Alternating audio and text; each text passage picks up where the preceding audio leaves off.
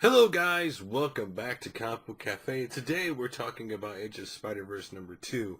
Again, the massive Spider-Verse crossover that's currently going on, which is rather interesting when you think they're going to have every Spider-Man in history in this book over the series. I know in future solicits you'll see Spider-Ham and maybe even Ben Reilly again, but right now, Edge of Spider-Verse 2 is basically about Gwen Stacy.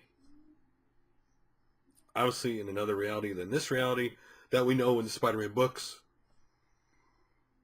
Because in this book, Gwen Stacy is Spider-Woman. You can't call her Spider-Man.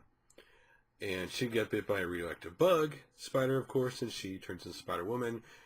She's Peter Parker's role model, but Peter Parker gets killed off. And so there's no Peter Parker.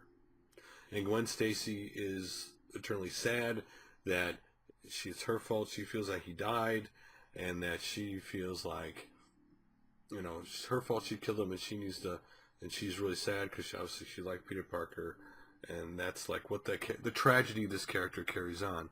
The other thing about this character is she doesn't want her dad to know, who's a police chief, that she's Spider-Woman, because the police, of course, Spider-Woman's a vigilante, and the police want to stop her.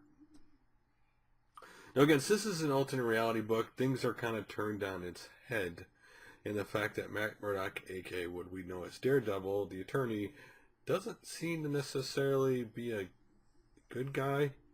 You don't really see him a little bit, but he talks to the other character who eventually attacks Spider-Woman. But before we get to that, so Gwen Stacy is a punk rocker. Obviously, she's a drummer to a band, and that's her character.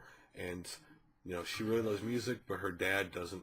So you really gotta do what you do, unique and different, and bring to the world's what he tells her. And he doesn't believe necessarily music is that. And she's always late for the band, and she doesn't show up. She doesn't show up to this gig they have. But she ends up being there, and she sees this creature attack her father, and she comes out. Spider-Man fights it, eventually beats it. And her father, of course, pulls a gun on her, and then she shows him who she is. And, of course, now he knows that she's Spider-Woman, and he tells her to leave before he changes his mind.